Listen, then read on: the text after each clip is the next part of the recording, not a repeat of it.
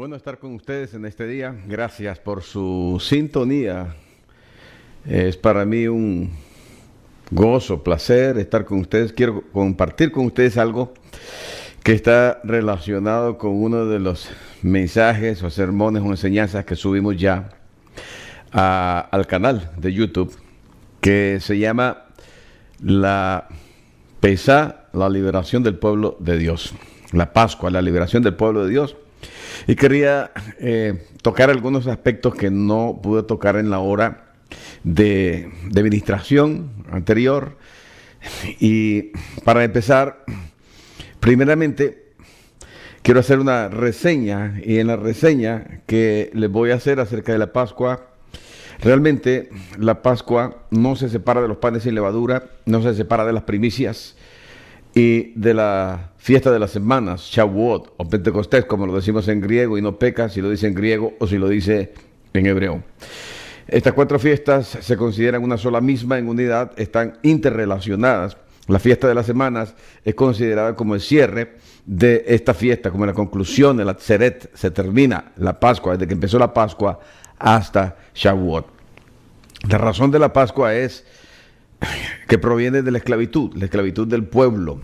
En síntesis, Dios le reveló a Abraham que su pueblo iba a ser esclavo por 400 años, y para cuando aparece el siervo Moisés, aparece como la solución en el tiempo de esclavitud.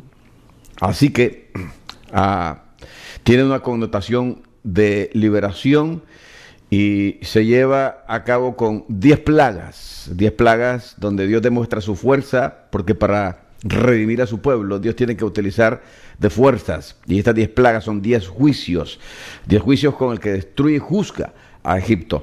El imperio opresor, el imperio más fuerte de aquel tiempo, no quería dejar ir al pueblo de Dios, y Dios tuvo que utilizar de fuerza para hacer que el imperio egipcio soltara sus garras y lograra salir libre el pueblo de Dios. ¿Por qué? Porque no se puede adorar a Dios en esclavitud.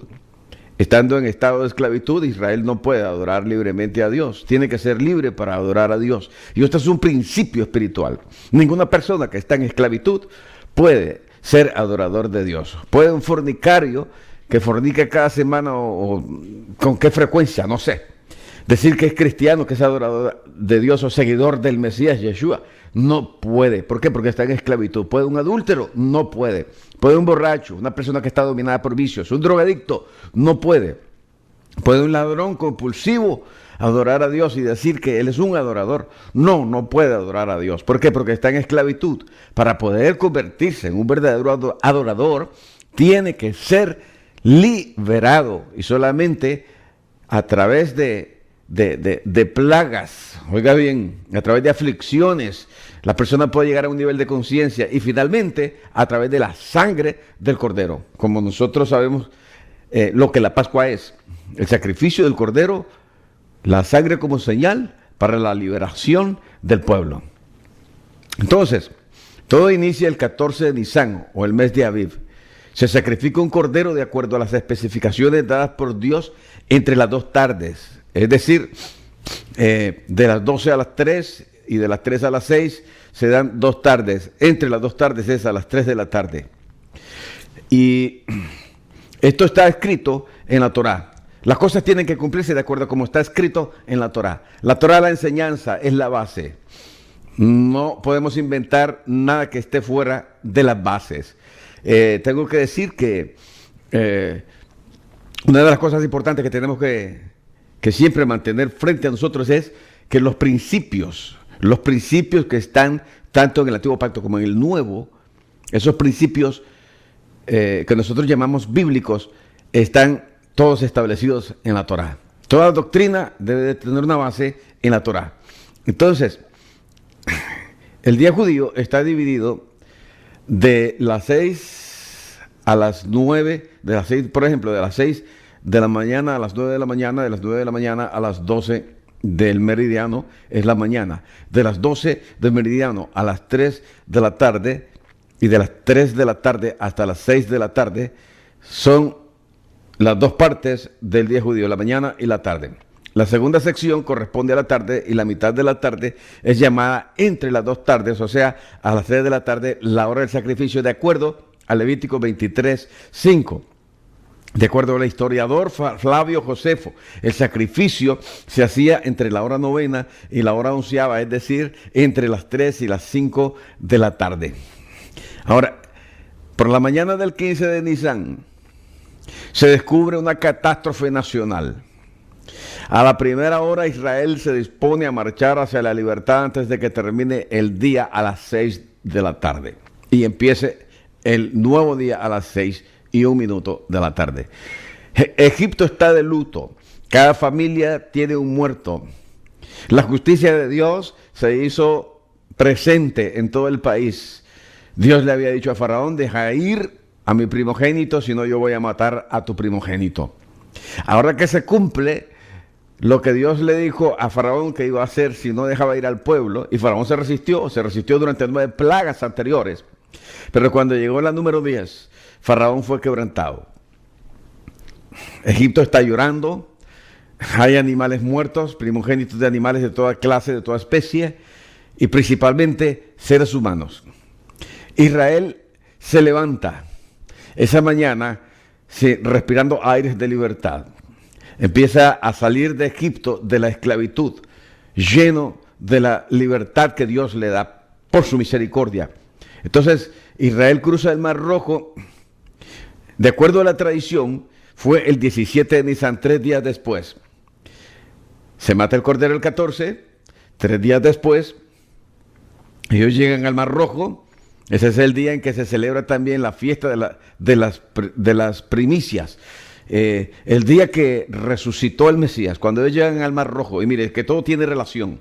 El Mar Rojo tipifica el cruce o el derramamiento de la sangre del Mesías y el cruce hacia el otro lado. 3 días después del sacrificio se da el sello de la salvación del pueblo. El ejército enemigo es destruido en ese día también. El día de la fiesta de las primicias, el mismo día que resucita el Mesías, el ejército enemigo es destruido.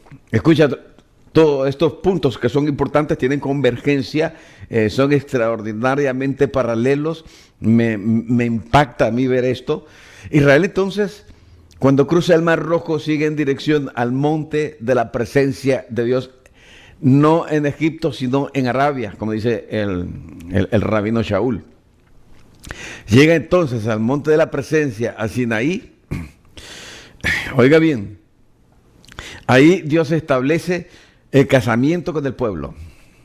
Le da las leyes del casamiento, le da los puntos del contrato de casamiento, y entonces se firma el pacto de matrimonio, el pacto antiguo. No es testamento, porque testamento lo firman solamente los que mueren. Como Dios no muere y es eterno, no puede establecer testamentos. Dios hace promesas, Él vive para siempre. Entonces, la palabra testamento fue una palabra, como decimos nosotros, tricky, una palabra trampa, que fue utilizada por sacerdotes católicos que tuvieron injerencia en las traducciones de los primeros ejemplares de la Biblia cuando la iglesia romana salió a luz. Oiga bien, siendo enemigos del pueblo de Israel.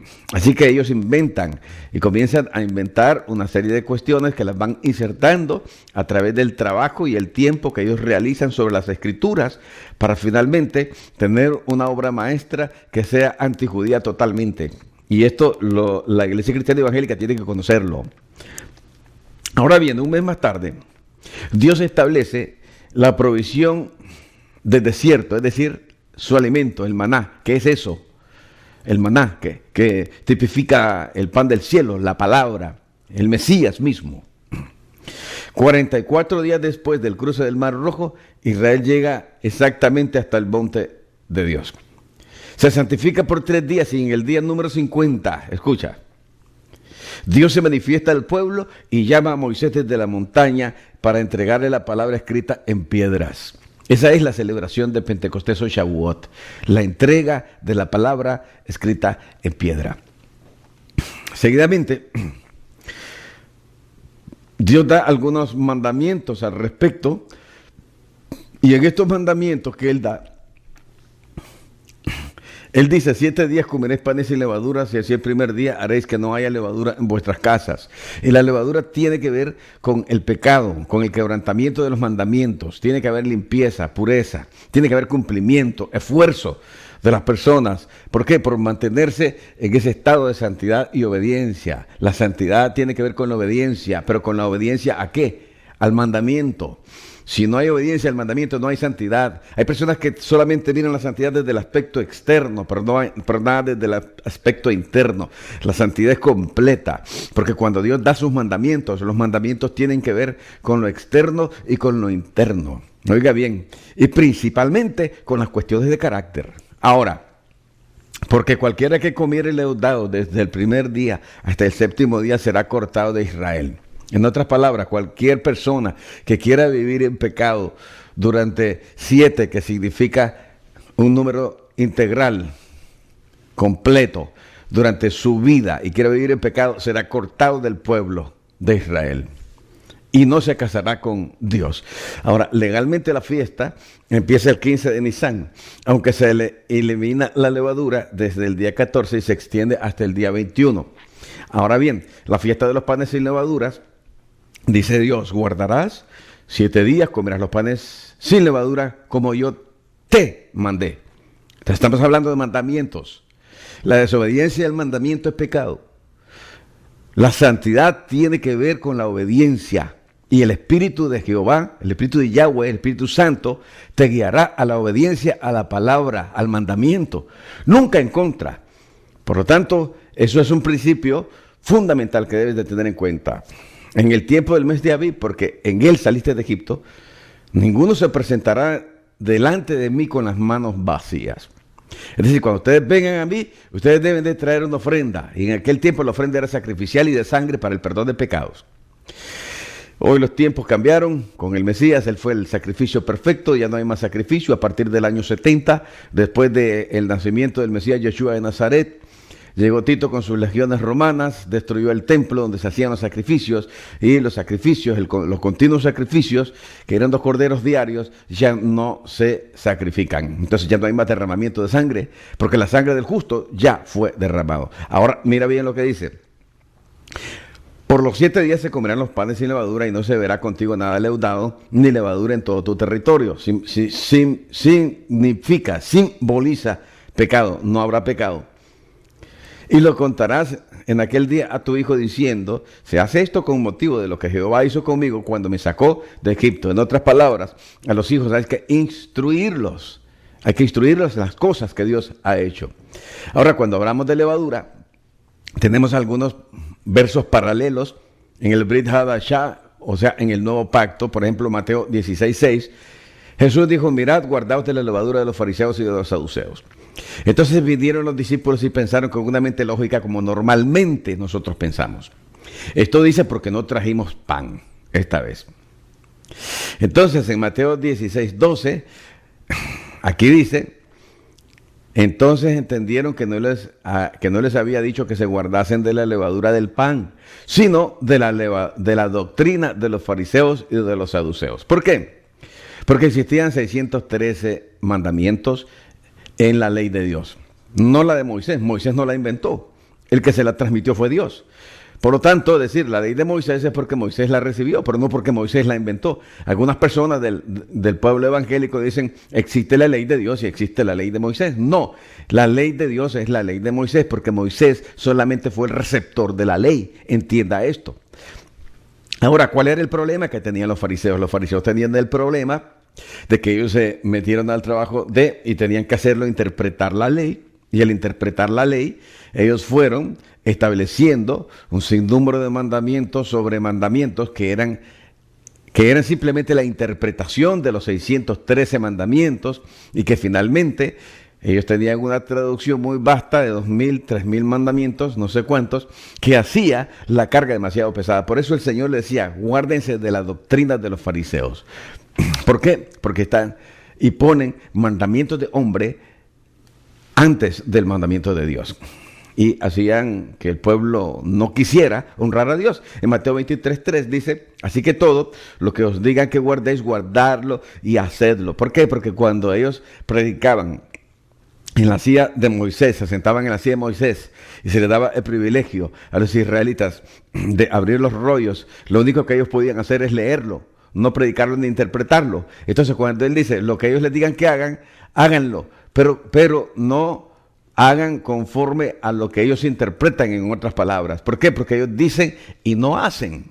Mateo 23:4 dice, porque atan cargas pesadas y difíciles de llevar y las ponen sobre los hombros de los hombres, que son todas las interpretaciones de la ley que ellos tenían, que le añadían a los 613 mandamientos. Y ahora, una cosa a tener en cuenta es que de los 613 mandamientos, cada israelita no tenía que guardar los 613 mandamientos.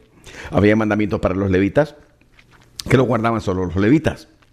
Había mandamientos para los ritos, que lo tenían que guardar cuidadosamente los levitas, los ministros. Y esto podría ser como hasta la mitad de los 613 mandamientos, o 200 y pico de mandamientos, que ellos tenían que guardar en los ritos de adoración y celebración de cultos. El resto de los mandamientos era para todo el pueblo. Había mandamientos para comerciantes, había mandamientos para gobernantes, había mandamientos para el pueblo común. Entonces, los 613 mandamientos no eran guardados por cada persona, cada individuo del pueblo de Israel. Sin embargo, sí, ellos tenían que guardar los mandamientos. Pues bien, pero los fariseos hacían la cosa complicada. Inventaban mandamientos sobre los mandamientos y la gente sentía que era demasiado. Por ejemplo, se tenía que levantar por el lado derecho, ponerse primero el zapato derecho, después ponerse el zapato izquierdo. No se podía amarrar el zapato izquierdo, sino que se tenía que amarrar el zapato derecho y después el zapato izquierdo y después hacer una oración específica. Si iba a comer, entonces tenía que hacer una oración específica, y cuando iba a orar y cuando iba a tomar agua o refresco, tenía que hacer otra oración específica. Si comía pan, tenía que hacer otra oración específica, y habían inventado una serie de normas, entre comillas, que para ellos eso era lo que Dios había mandado. Pues Dios no lo había mandado, ellos lo habían inventado de acuerdo a lo que ellos habían entendido, y crearon un sistema complejo de tradiciones. En Mateo 23:5 dice, antes hacen sus obras para ser vistos por los hombres, porque ensanchan sus filacterias y extienden los flecos de sus mantos. Todas las cosas lo que ellos querían hacer era aparentar super espiritualidad. Como también hoy en la iglesia cristiana evangélica hay un montón de gente que quiere aparentar super espiritualidad. Personas que se ponen a orar en glosolalia públicamente, pastores que dicen hablen lenguas y atizan a la congregación para hablar en cosas ininteligibles que las personas que están al lado no pueden comprender, pero para que vean que la iglesia es espiritual, atizan al pueblo para que entre en esos desórdenes, cuando en los mandamientos apostólicos de los Shelihim, que son claros, el apóstol Pablo Shaul dice que si no hay intérprete en la congregación, que se calle. Pero eso no es lo que hacen es gritar. Una de las cosas, estamos en tiempo de excesos. Por ejemplo, yo recuerdo que en la congregación llegaron algunas personas que decían, me gusta ir a la iglesia de tal lado porque allí, ¿verdad?, cuando termina el servicio, nos pasan a todos adelante a orar, y pasa el pastor y nos da profecía a todos. Entonces, si hay 200, hay 200 profecías. Si hay 100, hay 100 profecías. Y si hay 500, hay 500 profecías. ¿Qué es eso? Y a la gente le gusta ir a congregaciones así. ¿Por qué? Porque ahí les dan una profecía al oído que va de acuerdo a lo que su carnalidad quiere escuchar. Tal vez ni oran, ni ayunan, ni leen la Biblia, ni son fieles en el resto, en la mayordomía y en otras cosas más, pero ellos están esperando que Dios positivamente les hable. Eso es carnalidad. Estamos en tiempo de excesos. Si tú quieres saber si tú agradas a Dios, tú lo sabes, tú sabes lo que haces. ¿Por qué tienes que ir a que otro te engañe y después salir con una sonrisa?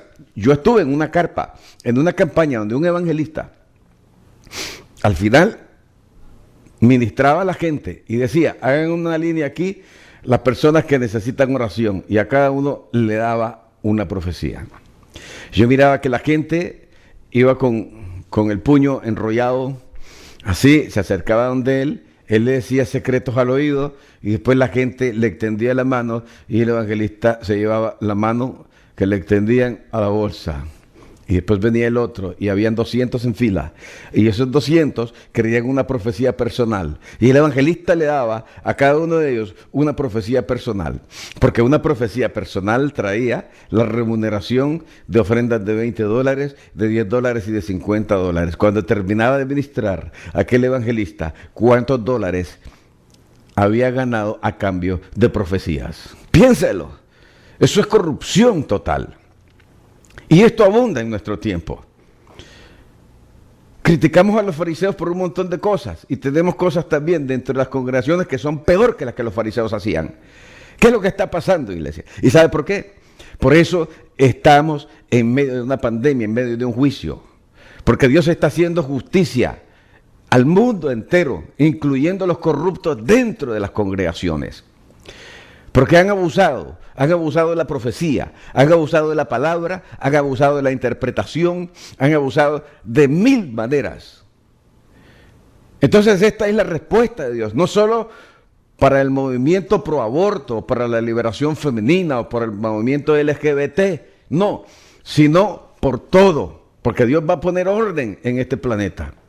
Y este sistema corrupto que se está fortaleciendo en corrupción en este tiempo, va a terminar siendo destruido por el Dios del cielo, cuando Él mande al Mesías desde el cielo, y ese Mesías golpee la estructura política de este último tiempo, y haga que se desmorone toda la filosofía, toda la ideología política que ellos han formado, y va a caer desde el oro hasta el bronce, desde el oro hasta la plata, el bronce, el hierro y el barro con hierro cocido en la estatua de la visión de los imperios, de los 4 imperios gentiles que gobernaron el mundo. Escucha lo que estoy diciendo, porque cuando el Mesías venga, las cosas van a cambiar.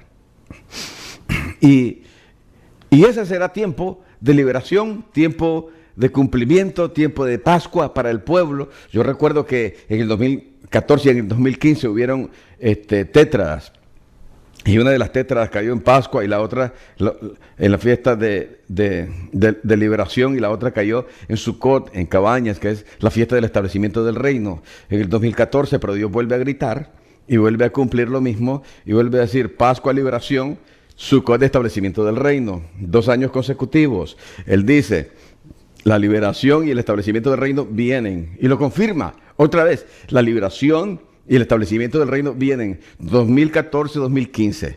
Personas que dicen no fueron señales, no fue nada, Dios no habló, son inventos de gente, son gente religiosa que está queriendo forzar las cuestiones para decir que está pasando. Sí, ¿usted cree que cuando estas cosas pasan, y principalmente en relación a las fiestas de Israel, que son las que la Iglesia Católica ha anulado y la Iglesia Evangélica también en su corazón aceptando las fiestas católicas, ¿usted cree que Dios no está hablando? ¿Usted cree que Dios no está diciendo el tiempo de la redención se acerca? El tiempo del establecimiento del reino se acerca. Escúchame lo que estoy diciendo, porque si tú no estás a tono con Dios, con el Mesías, tú estás en problema.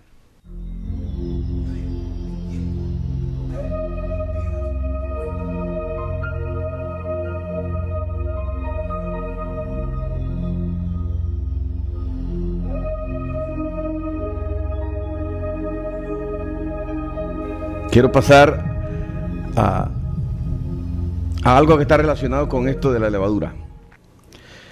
En Juan capítulo 13, versículo del 1 al 20, Jesús lava los pies de sus discípulos antes de celebrar la cena de Pascua. Recuerda, el día de Pascua empieza a las 6 de la tarde. El día 14 de Nisan empezó a las 6 de la tarde, no a las 6 de la mañana, como el calendario gentil. Cuando llega la noche, Yeshua come la cena de Pascua. Jesús de Nazaret, Yeshua. La razón de esto generó una discusión por la inmadurez de los discípulos. Porque el lavamiento habla de servicio y de pureza. Ser discípulo no es ser superior. Yo soy apóstol. Los apóstoles tenemos primacía sobre todos los demás. El apóstol pone doctrina, sí creen que van a cambiar todo las bases que están puestas sobre los profetas del antiguo pacto, el judaísmo, la doctrina judía, y creen que van a cambiar también la doctrina judía de los shelichim, de los enviados, de los apóstoles. Y creen que tienen autoridad para eso. No. Están tratando de crear una nueva religión. Dios reprenda al diablo. Porque quitar los cimientos de lo que fue puesto anteriormente es establecer una nueva religión. Y el Mesías no vino para establecer una nueva religión. Si es cierto lo que ellos dicen, entonces el Mesías vino y estableció una nueva religión. Abandonó el judaísmo, sacó a los judíos del judaísmo y entonces estableció una nueva. Y dejó de ser entonces el Mesías del judaísmo, porque el judaísmo es el que habla del Mesías. ¿Comprende? Si el Mesías vino a establecer una nueva religión, entonces el Mesías no es el Mesías, porque el concepto del Mesías viene del judaísmo. Sería una contradicción total. Entonces, el servicio, el discipulado habla de pureza, de lavamiento, de servicio. Una vez limpios, los discípulos, lavados, es decir, santificados, pueden participar del rito, del ceder de la Pascua. Pablo habla de la santificación y hace una analogía basada en la levadura. Y él dice, no es buena vuestra jactancia. ¿No sabéis que un poco de levadura leuda altera toda la masa? Limpiaos pues de la vieja levadura, para que seáis nueva masa. Pues, para que seáis nueva masa, sin levadura como sois. Porque nuestra Pascua, que es el Mesías, ya fue sacrificada por nosotros. Así que celebremos la fiesta no con la vieja levadura. Un momento. Está diciendo Pablo que nosotros celebremos una fiesta judía. Y si en nuestra fe estamos celebrando una fiesta judía, ¿por qué rechazamos conceptos judaicos? ¿No se ha dado cuenta usted que usted cree en la doctrina del arrepentimiento? ¿Cree en el bautismo, que es la mikvah, que tipifica el resurgimiento a una nueva vida, resurrección, y que también es el rito que cumplen las esposas antes de casarse con su esposo? ¿No se da cuenta que usted tiene un Mesías judío? ¿No se da cuenta que usted tiene que celebrar una Pascua judía? ¿No ha leído usted que en el milenio vamos a celebrar la fiesta de Sukkot, de cabañas? Y que las naciones que no vayan a esa celebración a Jerusalén, no se les va a enviar lluvia.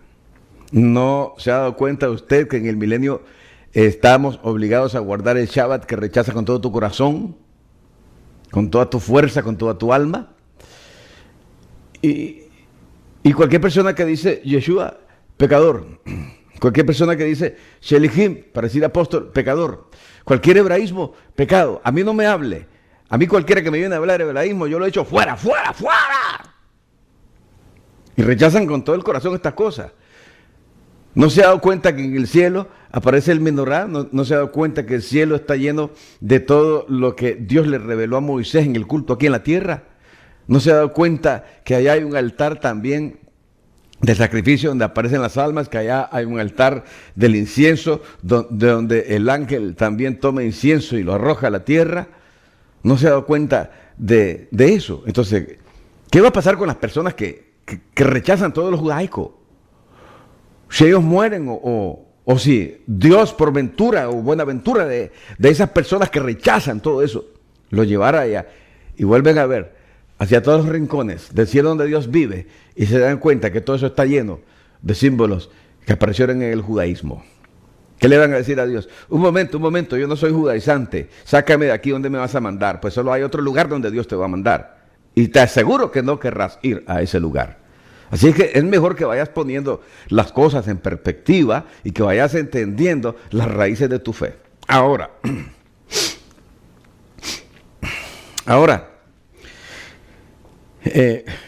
una cosa importante,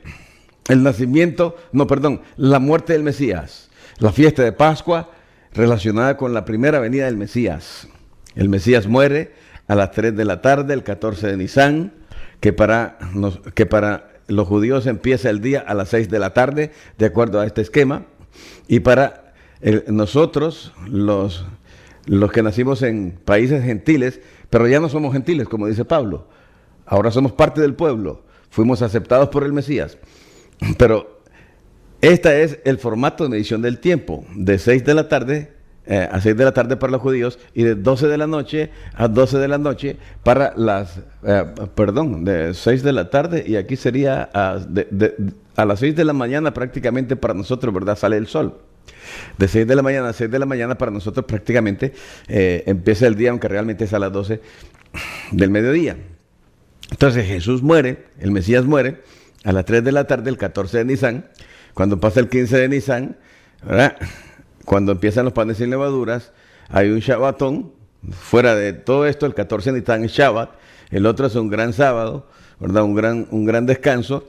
Y después vuelve a haber otro. Es decir, en esa semana caen 3 Shabbat, 3 descansos. Y después viene el 16 de Nisan y el 17 de Nisan, que es el último Shabbat. Es el día de la fiesta de las primicias o la resurrección. Cuando Pablo dice, primero resucita el Mesías, las primicias.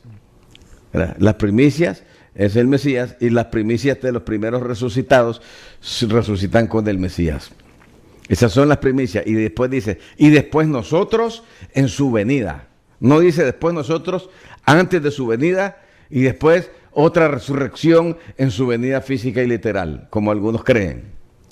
No es 7 años antes, no es 3 años y medio antes, sino como Dios lo estableció. Y los formatos están puestos aquí en el judaísmo, señores. Por tanto, si usted tiene una Biblia que es judía, tiene que poner formatos de acuerdo a cómo ha estado establecido desde el principio, no desde tiempos modernos. Ok, si no estamos como los fariseos, estamos inventando tradiciones de hombres también. Estamos queriendo meter tradiciones de hombres, estamos criticando a los fariseos y estamos llenos de tradiciones de hombres. Y esas tradiciones venimos y decimos, no son tradiciones, está en la Biblia. No, son tradiciones de hombres. También los fariseos te dicen que eso está en la Biblia. Cuando ellos se van a lavar las manos, ellos vienen y se lavan las manos y dicen, gracias Señor porque nos diste el mandamiento de lavarnos las manos. Y si usted lo busca, el mandamiento de lavarse las manos y no está. Pero ellos lo interpretan así. Entonces todas las cosas también que nosotros hemos inventado decimos que están dentro de la Escritura. Y si no están dentro de la Escritura, tienen que quedar fuera de nuestra fe. Ahora, Tertuliano dice, él nació en el 160 después del Mesías y él declara que Augusto comenzó a gobernar 41 años antes del nacimiento del Mesías y que murió 15 años después de ese evento. Entonces, Augusto murió el 19 de agosto del 14 después del Mesías, situándose entonces el nacimiento del Mesías en el año 2 antes del Mesías. Esa es una confusión del calendario que no se las voy a explicar, pero está el año -1 y el año 1 no hay año 0. Tertuliano hace notar asimismo que Jesús nació 28 años después de la muerte de Cleopatra, en el año 30 AC, lo que es coincidente con la fecha del año 2 AC para la fecha del nacimiento del Mesías. Ireneo, nacido aproximadamente un siglo después del Mesías, también comenta que el Señor nació el 41 del reinado de Augusto. Como Augusto inició su reinado en el otoño, en el año 43 AC, antes del Mesías, esto también apoya al año del 2 AC como la fecha del nacimiento del Mesías. Entonces, Eusebio, que vivió del año 264 al 340 DC, el padre de la historia de la iglesia, la describe en el año 24 del reinado de Augusto y el 28 a partir del sometimiento de Egipto a la muerte de Marco Antonio y Cleopatra. Para comprender esto, debemos tomar en cuenta que el año 42 del reinado de Augusto comienza a correr desde el otoño del año 2 AC hasta el otoño del año 1 AC.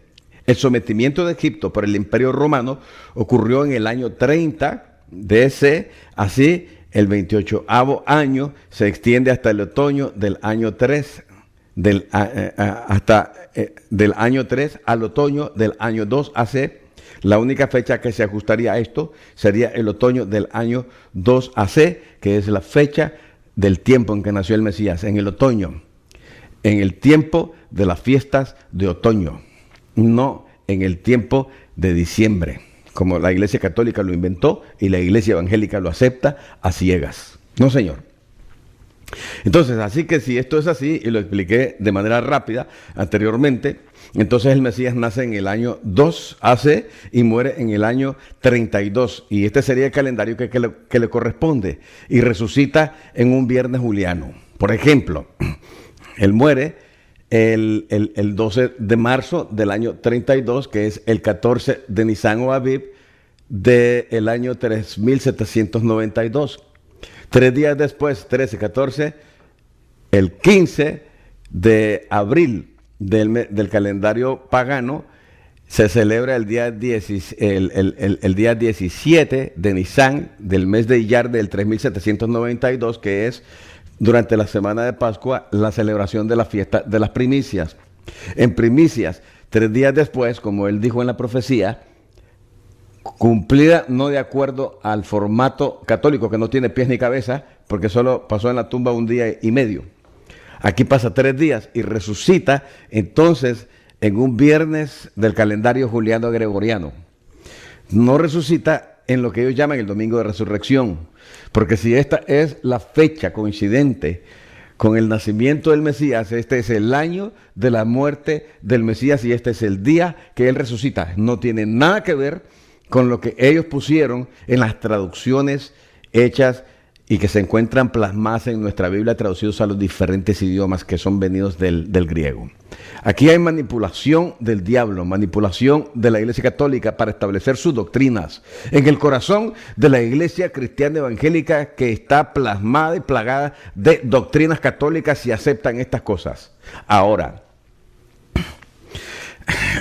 dice la Biblia en Marcos 16, 2, 9, y muy de mañana, el primer día de la semana, y claro, tu mente greco-romana dice el primer día de la semana es domingo. Entonces, cuando ya se levantan el domingo, vinieron al sepulcro y salido el sol, habiendo pues resucitado Jesús por la mañana del domingo. ¡Oh! Domingo de resurrección. El primer día de la semana apareció primeramente a María Magdalena, de quien había echado 7 demonios. Ahora, aquí abajo yo pregunto, ¿el primer día de la semana hebrea o de la semana pagana? ¿Cuál cree usted que los escritores hebreos tomaron en cuenta? ¿El de la semana hebrea o el de la semana pagana? Si es el de la semana hebrea, entonces Jesús no murió el día del Cordero Pascual. Oiga bien, si Jesús no muere el día que muere el Cordero Pascual, él no puede ser el Cordero de Pascua. Entonces Jesús resucitó el primero, el 8 o el 15. El primero, el 8 o el 15, en martes. ¿Por qué? Bueno, porque esto es lo que Roma nos dice, ¿verdad?, que pudo haber sucedido. Y si es de la semana pagana, que tiene que ver con... Y si es de la semana pagana, la pregunta es, ¿qué tiene que ver lo pagano y lo profano con lo sacro? Con lo que es de Dios. No tiene nada. Ahora, en Marcos 16, 2 dice, muy de madrugada, en el primer día de la semana, llegan al sepulcro cuando ya había salido el sol y vuelven con lo del primer día de la semana, porque la traducción en griego te dice que es el primer día de la semana. Pero la traducción en griego también hace esto, pero muchas cosas más. Como por ejemplo, cuando aquí dice que el Señor sana en Juan capítulo 5, sana a un hombre. Entonces, le dijo, mira, has sido sanado, no peques más para que no te sobrevenga alguna cosa. Eso fue Jesús sana en Betesda. En el versículo 15 dice, el hombre se fue y dio aviso a los judíos que Jesús, que el Mesías, Yeshua, Jesús, era el que lo había sanado. Y por esta causa, los judíos, es decir, los judíos, o sea, Jesús no era judío, porque los judíos lo perseguían. Los judíos perseguían a un cristiano, que era el Mesías. Porque aquí dice, y Juan, que era judío, escribe como si no lo fuera. Piense. Y él dice, y por esta causa, los judíos, y que Juan no era judío. Porque él va a escribir fuera de la circunferencia o del terreno donde él estaba, y se va a situar afuera, solo porque creía en el Mesías, y que el Mesías no era judío, que el Mesías no enseñó la Torá, que el Mesías no fue el que dijo, no he venido para abrogar la ley o los profetas, no he venido para abrogar, sino para cumplir.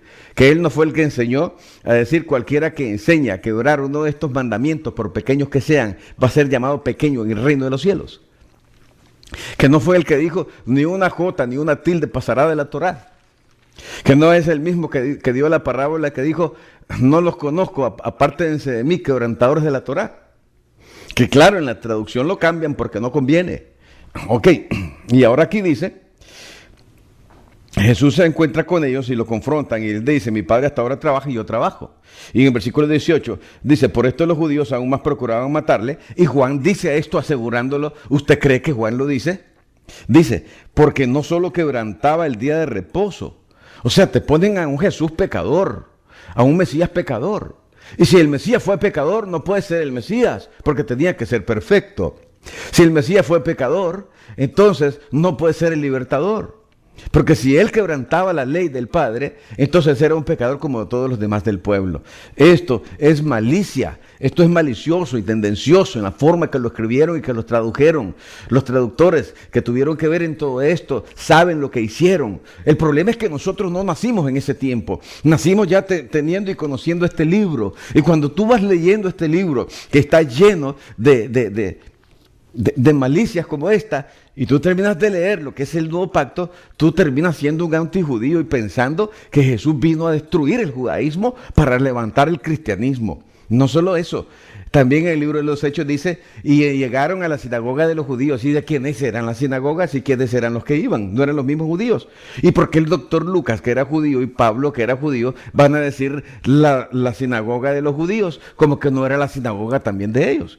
Malicias en la escritura, que cuando tú lo lees con una mente descuidada, lo que está pasando es que está sucediendo una programación interna en la computadora de tu cerebro, que cuando terminas de leer todo el nuevo pacto, terminas absorbiendo todo lo que el diablo metió a través de los traductores de la Iglesia Católica en todas estas malicias de Satanás, y terminas convirtiéndote en un antijudío.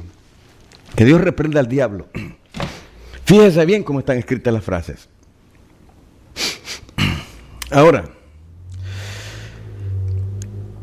el texto griego, y no me gusta el texto griego porque hay pruebas. Ya han salido algunas pruebas de que los evangelios fueron escritos en originales hebreos. Aquí dice, Marcos 16:2, sumamente temprano en la mañana, a él, uno día de los sábados, y aquí dice que fue en los sábados, no dice el domingo, estando viniendo sobre la tumba conmemorativa, habiendo salido de él sol. En Marcos 16:9, esto lo dice el Westcott, interlineal griego, habiendo levantado, pero temprano en la mañana, primer día, sábado, fue aparecido primero a María, la Magdalena, al lado de quien había arrojado hacia afuera 7 demonios. Entonces aquí tenemos una contradicción. Lo que dice el griego de lo que fue traducido al español. En el español te dicen que es el primer día y en el griego te dicen que fue sábado. Entendemos que hubieron 3 sábados en esa semana. El sábado 14, que es el 14, el segundo Shabbat del mes. El día primero, 1, 2, 3, 4, 5, 6, 7, primera semana. 1, 2, 3, 4, 5, 6, 7, la segunda semana. Segundo Shabbat, muere el cordero. Después, el siguiente día, fiesta de panes y levaduras, otro Shabbat, un Shabbatón grande, pegado al Shabbat natural, original, al que le corresponde. Y después, 3 días después del Shabbat, de la muerte del Mesías, viene el día 17, que es otra gran fiesta de celebración, que es las primicias, otro Shabbat. El día de la resurrección del Mesías, otro Shabbat.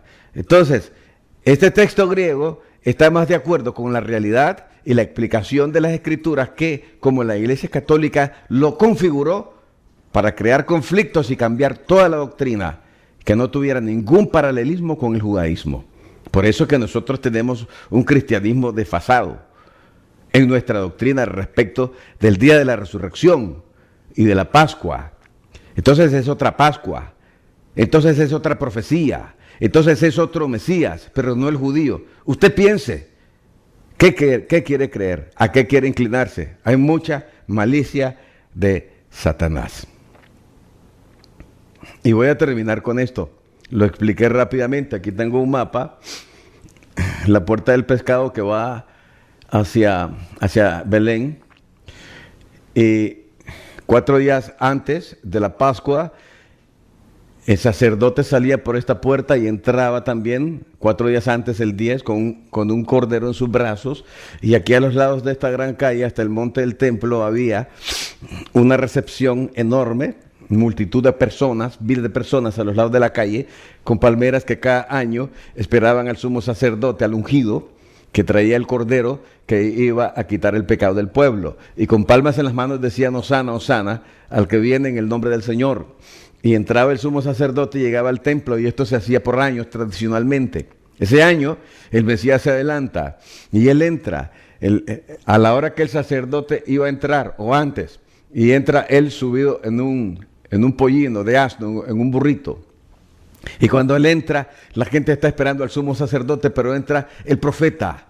Y la gente conocía al profeta y lo amaba. Y empiezan a gritar: Hosana, Hosana, al que viene en el nombre de Yahweh, el hijo de David.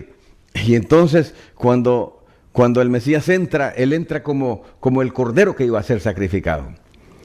Durante esos 4 días se gestaron una serie de acontecimientos, y finalmente, el día de la inspección y del cierre del cordero, él está parado ante Pilato, y Pilato dice: yo no hallo ninguna falla en él. Y a esa misma hora aquí, sobre el monte del templo, el sacerdote está también inspeccionando al sacerdote, y a la misma hora él dice: yo no hallo ninguna falla en él, este es el cordero.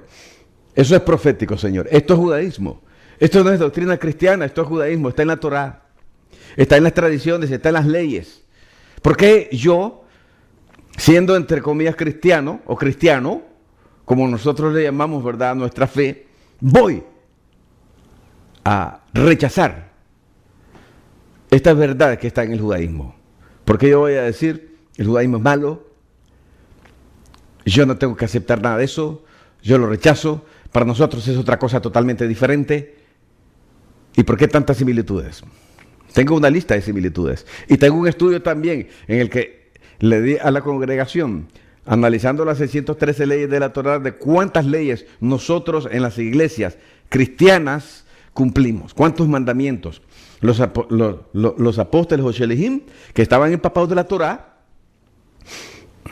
escribían sus cartas y daban consejos a la congregación, pero todos esos eran consejos que venían de la Torá, de mandamientos dados en paráfrasis a la congregación. 130 mandamientos aproximadamente se trasladan de la Torá al Nuevo Pacto, que nosotros le decimos Nuevo Testamento por influencia católica. Piénselo. Usted no puede seguir en ese nivel de ignorancia. Pronto se derraman los juicios aquí en la tierra. Estamos ante un juicio global, una pandemia, no sabemos si se va a parar. La peste negra duró varios años y mató al 75% de la población europea. Se va a parar el otro mes esta peste. Se va a parar dentro de un año. ¿Cuánto tiempo durará? ¿Cuántas personas morirán al fin de cuentas? Piense, porque los tiempos difíciles se han venido sobre nosotros. Piénselo. Usted que es pastor, usted que es miembro flojo de iglesia, usted que siempre está buscando cómo no estar en un servicio. Y ahora en estos tiempos en que los hijos de Satanás están contentos porque los templos están cerrados, usted también está contento en su casa. Porque siempre ha estado buscando cómo no estar en el servicio. Porque el servicio le aburre, porque la predicación no le llega, porque la alabanza no le llega. ¿Será porque no tiene el Espíritu Santo y cree que lo tiene, o porque es uno de los que está tratando de entrar por la puerta, pero no puede entrar porque no está dispuesto a abandonar toda la carne, todas las cosas personales, toda su filosofía personal, su evangelio personal que usted ha inventado alrededor? Porque cuando usted quiere entrar por esa puerta estrecha, su cuerpo de carne es demasiado grande. Tiene que despojarse de todo para entrar por la puerta que es el Mesías. Ni siquiera ha empezado a caminar por el camino angosto, porque el camino angosto es el camino de los mandamientos de Dios, no de los tuyos, ni de tu interpretación personal de las cosas, sino del evangelio antiguo que predicaron los profetas. Por eso Isaías decía: ¿quién ha creído nuestro anuncio? Y lo dice Pablo en relación al evangelio. El evangelio se ha predicado siempre, pero nosotros hemos venido a inventar nuevos evangelios de acuerdo a nuestros propios intereses personales para autoengañarnos. Y hay millones de autoengañados dentro de las congregaciones cristianas que creen que están, pero están afuera. No han entrado por la puerta porque no quieren entrar por la puerta, porque quieren entrar con sus conceptos y tradiciones y no podrán. Por eso dicen, muchos son los llamados y pocos los escogidos. ¿De cuáles quiere ser usted? Finalmente Jesús resucita al tercer día, como fue profetizado por él mismo y como el Padre lo había establecido en la fiesta de la Pascua que está en la Torá, 1400 años antes, el 17 de Nisán. ¿Cuándo resucitó el Mesías, que es nuestra Pascua? El 17 de Nisán, al tercer día. No resucitó en domingo. Señores, es tiempo de hacer correcciones a las doctrinas que el diablo maliciosamente retorció.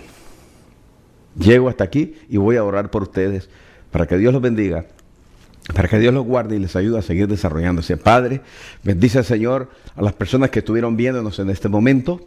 Glorifícate sobre sus familias y rompe, Señor, todo concepto erróneo que ha sido establecido por años en la mentalidad y en el corazón de ellos. Que sea tu palabra, la verdad, la que hace, Señor, este proceso de liberación palpable, factible en las vidas de estas personas. En el nombre poderoso de Yeshua de Nazaret. Que se rompa todo lo romano, Señor, en el nombre del Mesías de Nazaret. Amén. Amén. Que el Señor les continúe bendiciendo. Los espero en mi canal. Hasta la próxima.